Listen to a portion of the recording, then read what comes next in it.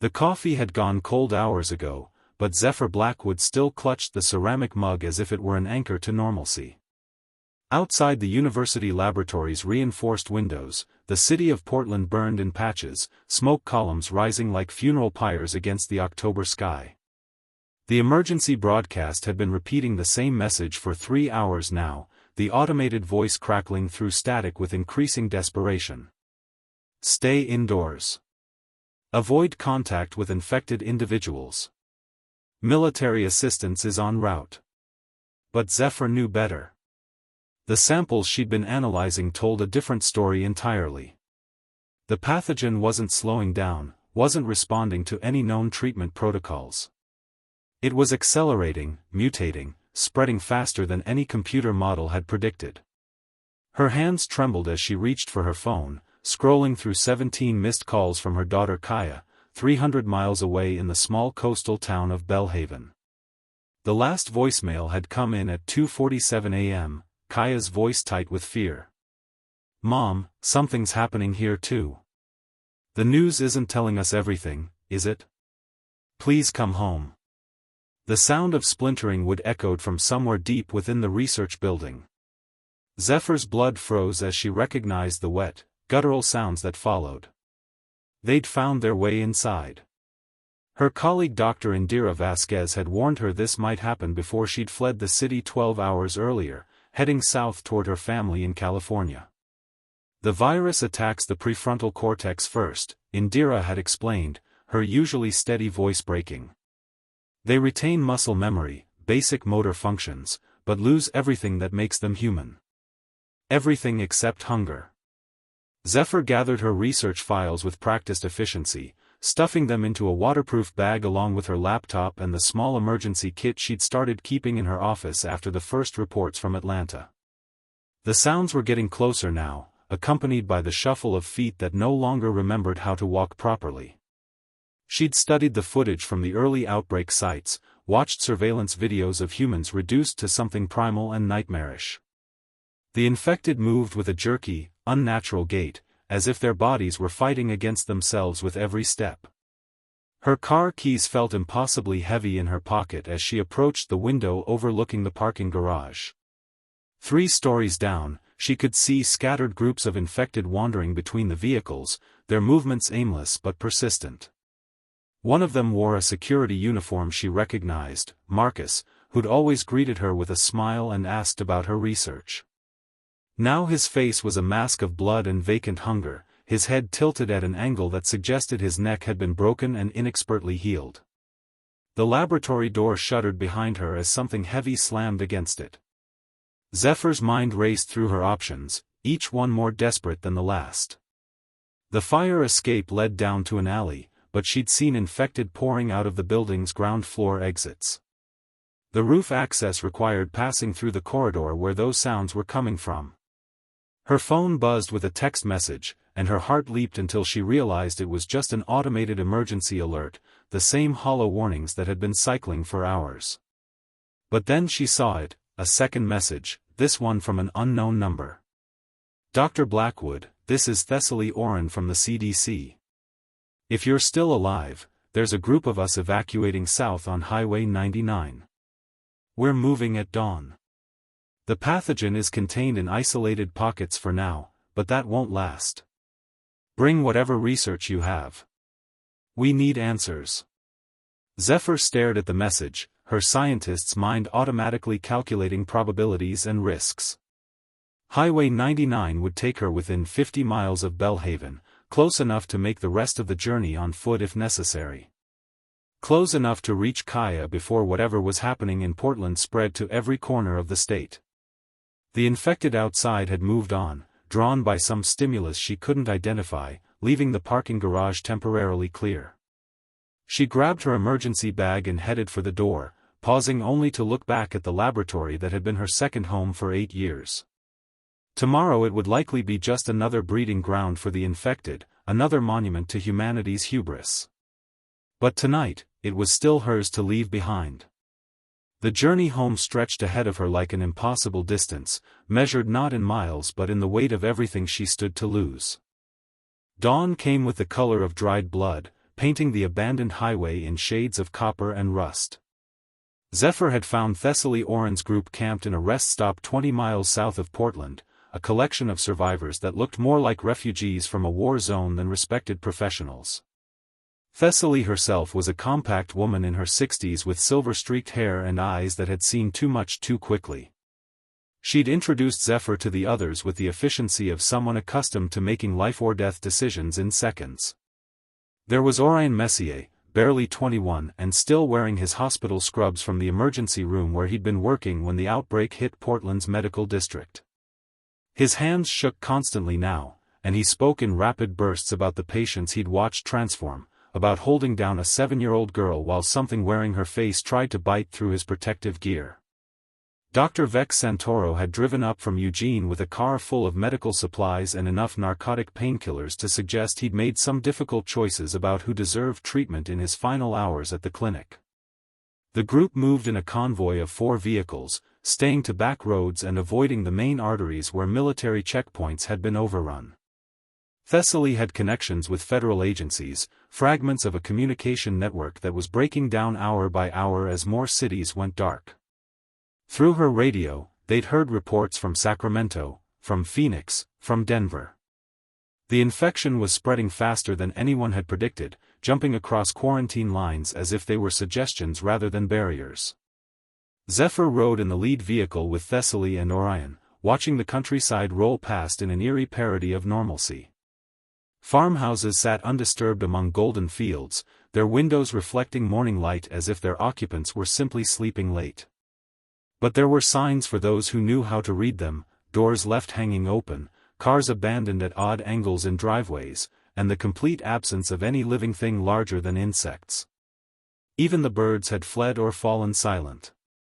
"My daughter is in Belhaven," Zephyr said suddenly, breaking the silence that had stretched for 30 miles. "That's where I need to go." Thessaly's hands tightened on the steering wheel, and she exchanged a glance with Orion in the rearview mirror. "Belhaven was one of the first towns to lose communication yesterday evening," she said carefully. "That doesn't necessarily mean anything definitive, but we're not receiving any signals from that sector."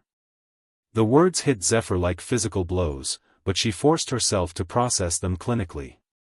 Communication blackouts could mean infrastructure damage, power grid failures, or simple chaos. They didn't automatically indicate total population loss. Kaya was smart, resourceful, trained in basic emergency procedures from years of living in a region prone to earthquakes and tsunamis. She would have found somewhere safe to wait. The convoy stopped for fuel at an abandoned gas station, the pump still functional but the convenience store windows shattered and dark. Vex emerged from the building shaking his head, his face pale beneath several days' worth of stubble. "Cleaned out," he reported. "But there's blood on the floor near the register, and I found part of a finger behind the counter." He held up a evidence bag containing what had once been someone's thumb. "Fresh enough that it's not completely decomposed." Orion vomited into the weeds beside the parking lot, his body finally succumbing to the accumulated stress and horror. Thessaly approached him with surprising gentleness, offering water and speaking in low, soothing tones about shock and adrenaline fatigue. But Zephyr found herself studying the finger fragment with detached scientific interest, noting the clean bite marks and the way the bone had been crushed rather than cut. Whatever had done this possessed incredible jaw strength and seemed to have no interest in actually consuming human flesh, just in causing maximum damage. As they prepared to continue south, a sound drifted across the empty landscape that made everyone freeze. It was singing, a woman's voice carrying a melody that might have been a hymn or a lullaby. The voice was beautiful, achingly pure, but there was something wrong with the rhythm, as if the singer couldn't quite remember how the song was supposed to go. It grew closer, and Thessaly motioned for everyone to get back in the vehicles immediately. Through the trees bordering the gas station, Zephyr caught a glimpse of the singer. She had been an elderly woman once, her white dress suggesting she'd been in church when the infection took her. But she walked with that characteristic infected gait, her head swaying from side to side as she continued her broken melody. Behind her, moving in a loose formation, came others. At least a dozen, maybe more, all following the sound of her voice like children following the Pied Piper. The convoy pulled away just as the infected woman reached the edge of the parking lot, her song never wavering even as her dead eyes tracked their movement. In the side mirror, Zephyr watched the group spread out across the abandoned station, their movements becoming more agitated as they lost the scent trail. The singing continued until distance finally swallowed it, leaving only the sound of engines and the whisper of wind through broken glass.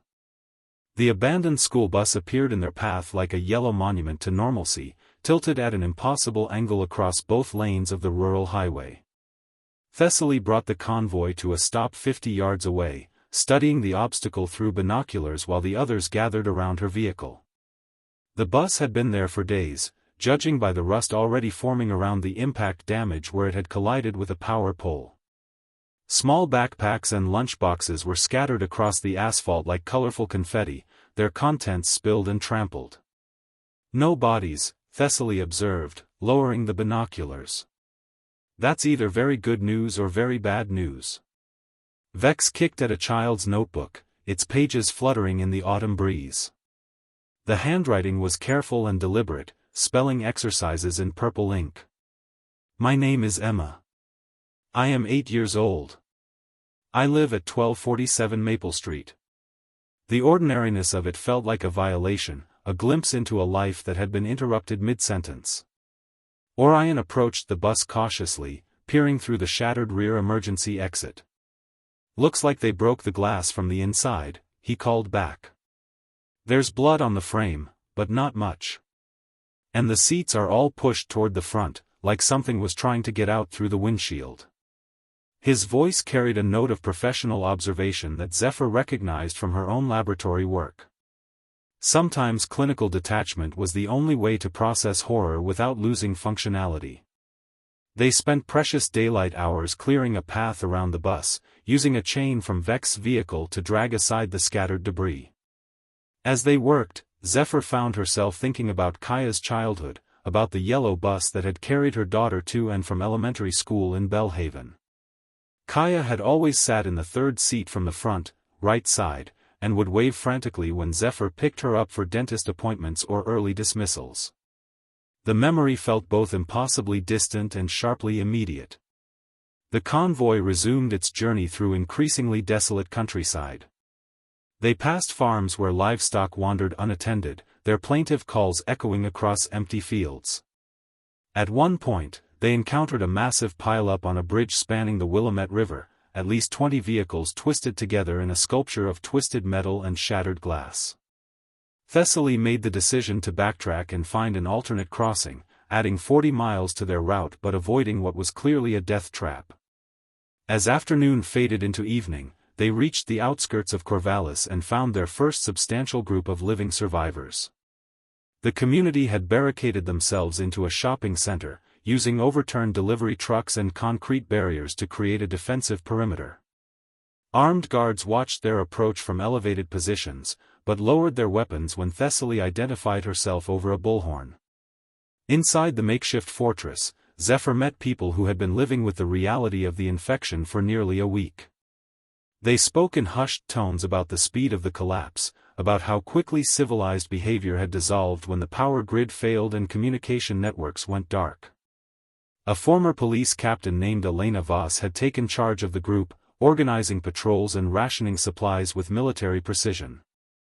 The infected travel in packs now, Elena explained during their evening briefing.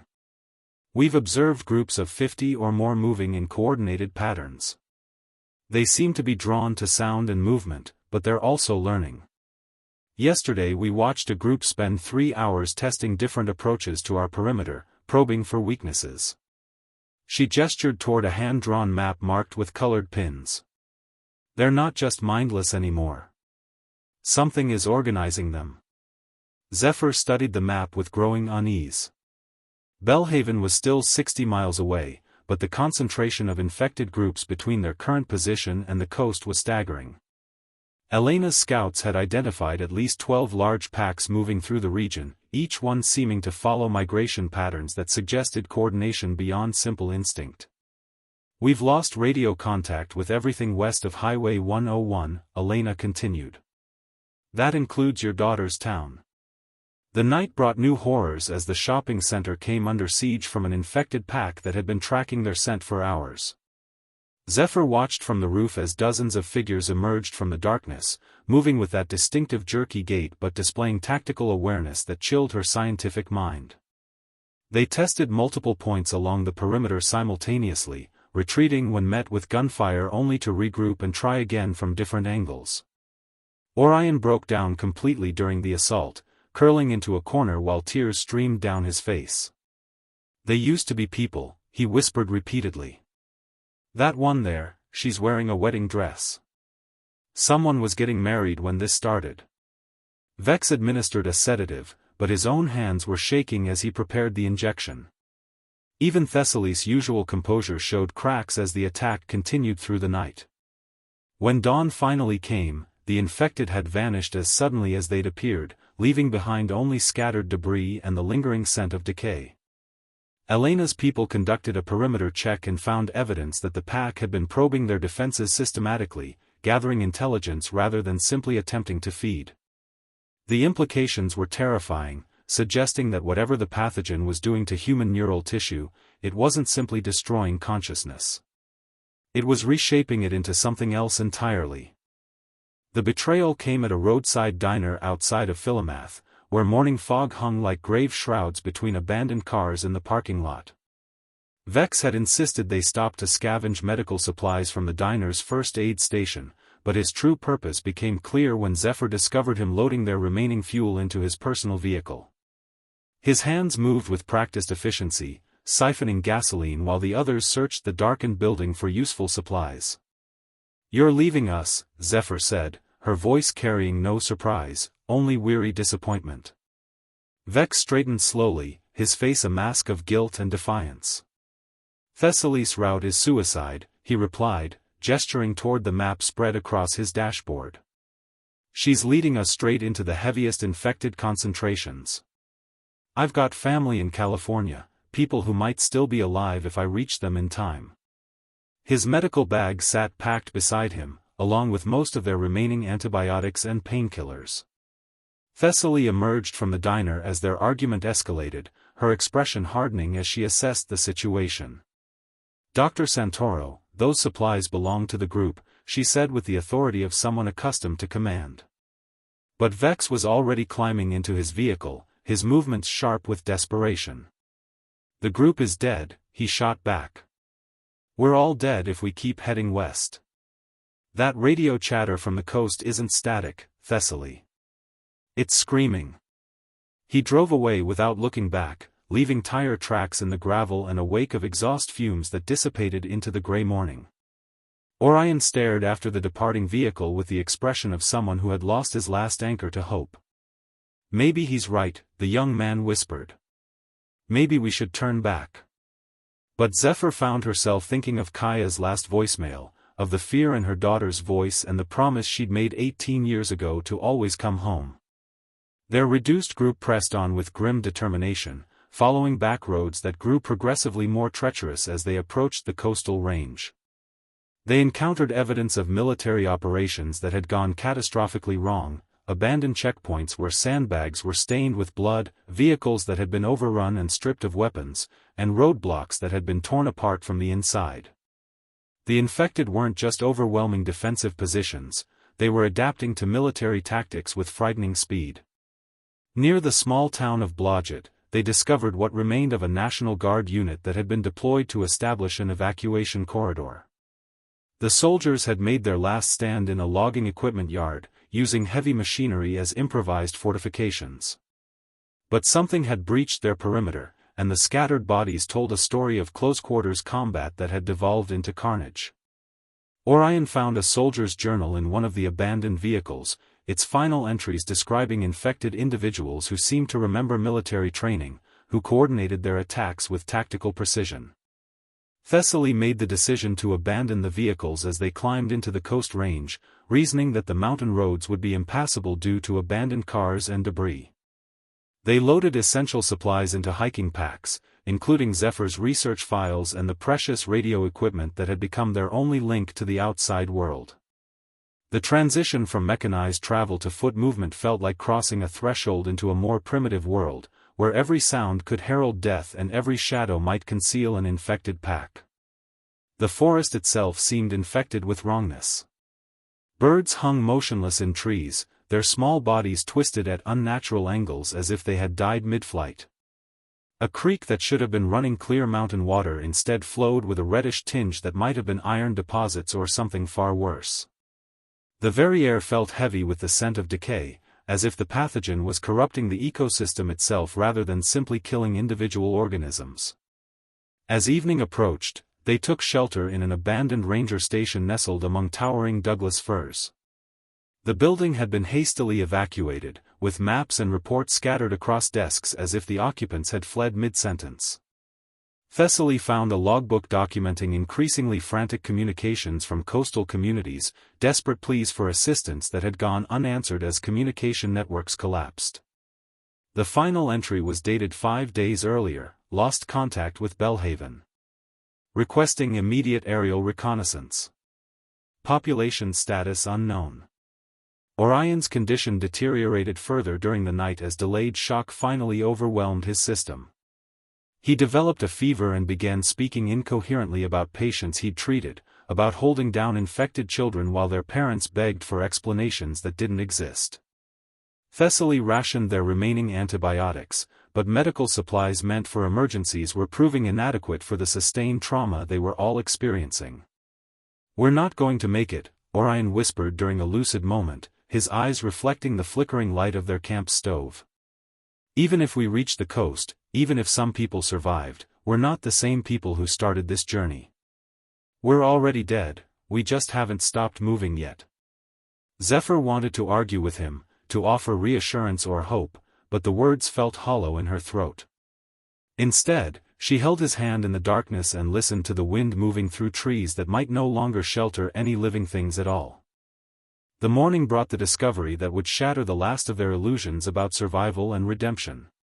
Orion's body lay cooling beside the dying embers of their campfire, his face peaceful in a way it hadn't been since Portland. There were no signs of violence, no indication of infection or external trauma. His heart had simply stopped during the night, as if his spirit had finally recognized the futility of continuing and chosen surrender over suffering. Thessaly knelt beside him with the reverence due to the dead, checking for vital signs she knew she wouldn't find. "Cardiac arrest," she pronounced clinically, but her voice carried the weight of accumulated grief. His system couldn't handle the sustained stress. "We've all been running on adrenaline and determination for days, but the human body has limits." They buried him in a clearing overlooking the valley below, using broken branches to mark a grave that would likely never be visited again. With Orion's death, their group had been reduced to just 2 survivors, and the radio equipment they'd carried had suffered water damage during the previous night's unexpected rainfall. Static hissed through the speakers when Thessaly attempted to raise any remaining military channels, but the voices that occasionally broke through were speaking languages neither of them recognized. The familiar landmarks of American civilization were dissolving into something alien and hostile. Zephyr pressed forward with mechanical determination, her feet finding purchase on game trails that wound through increasingly dense forest. She'd stopped thinking about the larger implications of the pandemic, focusing instead on the immediate goal of covering distance toward Belhaven. The scientific part of her mind noted symptoms of clinical depression and acute stress reaction, but those observations felt like reports from a distant country. All that mattered was the promise she'd made to Kaya, the maternal bond that had become the only meaningful force in a world stripped of meaning. Thessaly struggled to match her pace, the older woman's endurance flagging as they climbed toward the coastal ridge. During rest stops, she shared fragments of information from her government contacts, describing the collapse of federal authority and the emergence of isolated survivor enclaves that were often more dangerous than the infected. "Civilization doesn't die all at once," she explained during one such break. "It fractures into smaller pieces, and some of those pieces become monstrous." They encountered evidence of such devolution when they discovered a farmhouse that had been converted into a human slaughterhouse. Bodies hung from meat hooks in the barn, drained of blood and partially butchered with the systematic efficiency of livestock processing. The infected couldn't have done this work, it required tools and planning that suggested human perpetrators. Thessaly found notes written in neat handwriting, describing preservation techniques and cooking temperatures. Someone had been experimenting with cannibalism as a survival strategy. The discovery broke something essential in Thessaly's psyche. She sat on the farmhouse porch for 3 hours, staring at the horizon while tears traced silent paths down her cheeks. "I used to believe in institutions," she said finally. "I thought our systems were robust enough to handle any crisis, that human decency was more durable than human cruelty. But we're not just losing the war against infection. We're losing the war against ourselves." As they crested the final ridge before the coastal plain, Zephyr caught her first glimpse of Belhaven in 6 days.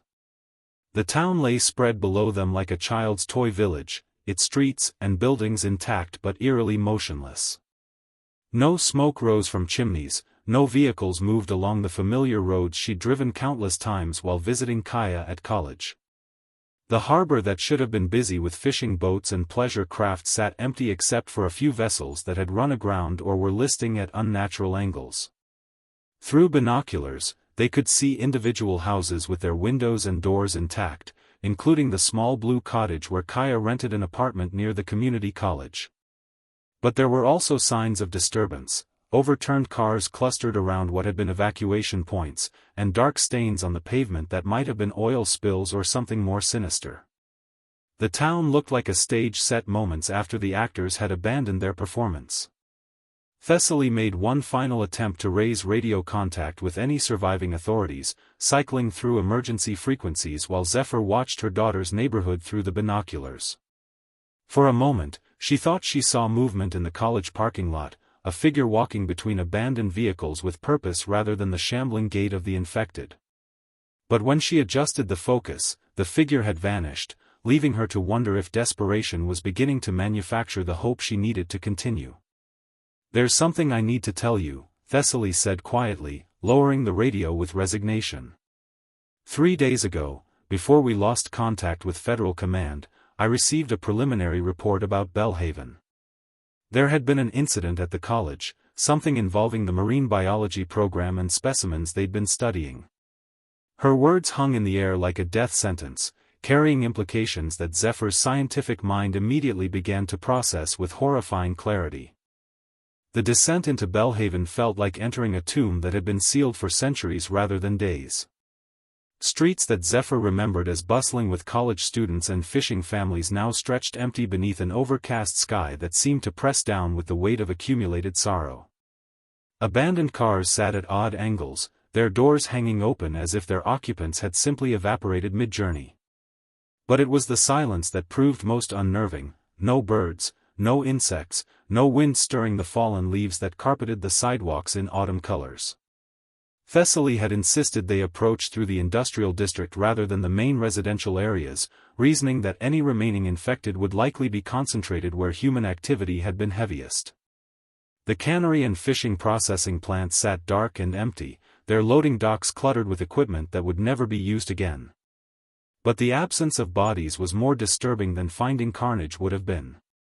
It suggested systematic removal or disposal, organization that implied intelligence behind the chaos. They moved through the town like ghosts haunting their own memories, pausing at intersections to listen for any signs of life or threat. Zephyr recognized every street corner, every shop front, every landmark from the hundreds of times she'd visited Kaya at college. The familiarity made the abandonment feel personal, as if the town had been specifically emptied to maximize her emotional devastation. Reality had become a weapon designed to destroy the last remnants of her hope. The marine biology building at Belhaven Community College sat at the edge of campus like a modernist sculpture against the gray sky. Its windows were intact, its doors properly closed, but something about the structure radiated wrongness that made both women hesitate before approaching.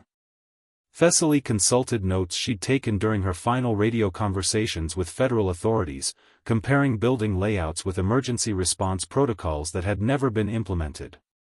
The initial outbreak vector was traced to specimens brought up from deep ocean trenches, she explained as they circled the building. something the marine biology program was studying in partnership with oceanic research institutes. The pathogen wasn't terrestrial in origin. Her words carried the weight of revelation, explaining why conventional medical responses had proven so inadequate. They weren't fighting a disease, they were fighting something alien that had been waiting in the deep places of the world. Inside the marine biology building, they found evidence of hasty evacuation and desperate scientific investigation. Laboratory equipment lay scattered across workbenches, specimen tanks had been shattered, and notebooks contained increasingly frantic observations about cellular mutations that defied biological understanding. Dr. Kaya Blackwood's name appeared on several research logs, her handwriting documenting experiments that had been interrupted by the very catastrophe they were trying to understand. Zephyr found her daughter's personal effects in a laboratory storage locker, car keys, a worn leather jacket, and a half-finished letter addressed to Mom that spoke of exciting discoveries and breakthrough research that might revolutionize marine biology. The letter ended mid-sentence, the pen still lying where it had been dropped when emergency alarms began sounding. Reading Kaya's words felt like receiving a message from the dead, a final communication across an unbridgeable divide. The basement levels of the building told a different story entirely. Emergency lighting cast red shadows across corridors that had been barricaded from the inside, suggesting that survivors had taken shelter in the lower levels when the outbreak began. But the barricades had been torn apart from both sides, and the walls bore claw marks too deep and systematic to have been made by human fingernails. Whatever had happened here, it had involved a prolonged siege that had ultimately failed. In the deepest sub-basement, they discovered the epicenter of Belhaven's destruction. A massive aquarium tank had been shattered from within, its reinforced glass scattered across the floor in patterns that suggested explosive force. The specimen that had been contained within was gone, but the tank's monitoring equipment was still functional, displaying water temperature and chemical composition readings that indicated the presence of something that shouldn't have been able to survive in terrestrial conditions. Thessaly found security footage from the building's surveillance system, stored on backup servers that had continued recording even after main power was lost. The timestamp showed the final moments of Belhaven's scientific community as they tried to contain something that had never been properly understood. Kaya appeared in several frames, her face a mask of scientific fascination and growing terror as she documented phenomena that violated every principle of known biology. The final recording showed the moment when containment failed completely. The specimen tank exploded outward with incredible violence, and something emerged that the camera couldn't properly capture, as if its very presence corrupted the electronic systems trying to record it. But Zephyr caught glimpses of movement that wasn't quite liquid and wasn't quite solid, something that flowed and changed and adapted with frightening intelligence. And in the background, she could hear Kaya's voice calling out observations to the end, maintaining scientific protocol even as their world dissolved into nightmare.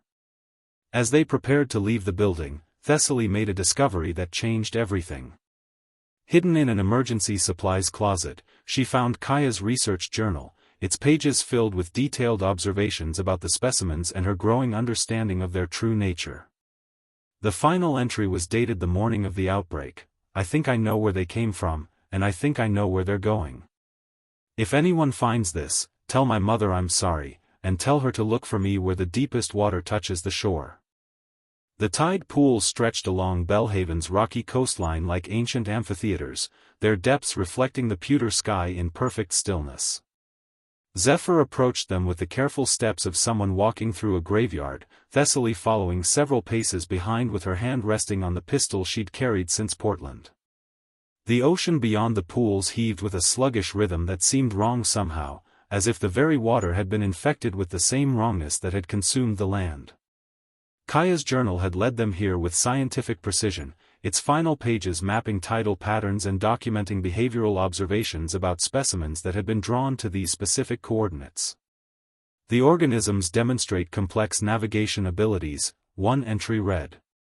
They appear to be returning to origin points, possibly following deep ocean currents or magnetic fields we don't understand. The infected humans may be experiencing similar compulsions. In the largest tide pool, Zephyr found what remained of her daughter. Kaya floated in the crystalline water with her arms spread wide, her face peaceful and unmarked by the violence that had claimed so many others. But her body had been transformed by the pathogen in ways that were both beautiful and terrifying.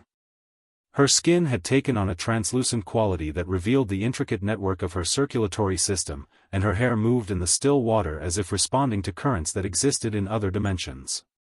"She's not dead," Thessaly whispered, kneeling beside the pool's edge. "Look at her chest." Indeed, Kaya's ribcage rose and fell with steady rhythm, though she showed no response to external stimuli. Her transformation represented something beyond infection, beyond death, beyond any biological process they understood. She had become something new, something that belonged to the spaces between known categories of existence. Zephyr reached toward her daughter's face, then stopped as she noticed movement in the water around Kaya's body. Microscopic organisms swirled in complex patterns, creating temporary structures that formed and dissolved like thoughts made visible. The pathogen wasn't destroying biological systems, it was incorporating them into something larger and more complex, a collective intelligence that spanned the boundary between individual consciousness and oceanic immensity. Other tide pools contained similar transformations. Former residents of Belhaven floated in various stages of metamorphosis, their bodies becoming nodes in a vast network that extended into the deep ocean beyond the coastline. Some retained recognizable human features, while others had evolved into forms that challenged perception itself. They were not dead, but they were no longer entirely human, existing in a liminal state that suggested evolution rather than extinction. As the afternoon light began to fade, Zephyr made a decision that felt both inevitable and impossible.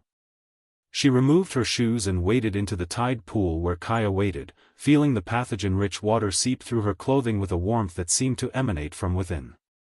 The organisms in the water responded to her presence immediately, clustering around her legs and beginning the transformation process that would either kill her or allow her to join whatever her daughter had become. Thessaly called out warnings and pleas from the shoreline, but her voice seemed to come from across vast distances. The pathogen worked its way through Zephyr's nervous system with surprising gentleness, dismantling the barriers between individual consciousness and collective awareness. She felt her mind expanding to encompass sensations and perspectives that belonged to other organisms, other individuals who had undergone the same transformation. Through this expanding awareness, she understood that the pathogen represented something like evolution compressed into geological timescales and implemented through biological systems. Humanity wasn't being destroyed, it was being invited to participate in something larger than terrestrial existence. The infected weren't mindless zombies but pioneers exploring new forms of consciousness that transcended individual mortality. As her transformation progressed, Zephyr felt Kaya's presence like warmth spreading through her reorganized neural pathways. Her daughter welcomed her into shared consciousness that retained individual identity while participating in collective intelligence. They were still themselves, but they were also part of something that stretched across ocean floors and into the spaces between stars. Thessaly remained on the shoreline as night fell, documenting the final stages of the transformation through tears that reflected bioluminescent patterns emerging from the tide pools. She would carry the story of Belhaven back to whatever remained of human civilization, bearing witness to an evolution that might represent hope or horror depending on perspective. The lonely road home had led not to salvation or destruction, but to transformation beyond human understanding. In the depths of the tide pool, mother and daughter existed together in a form of reunion that transcended death and conventional concepts of family. They had found each other across the impossible distance between what humanity had been and what it was becoming. The ocean beyond pulsed with intelligence that welcomed them home to depths where loneliness was impossible and love took forms that required new languages to describe. The waves whispered secrets in voices that might have been wind or might have been the collective consciousness of all those who had chosen transformation over extinction, and in that whispering was a promise that some journeys home lead to destinations more beautiful and terrible than the places we thought we were trying to reach.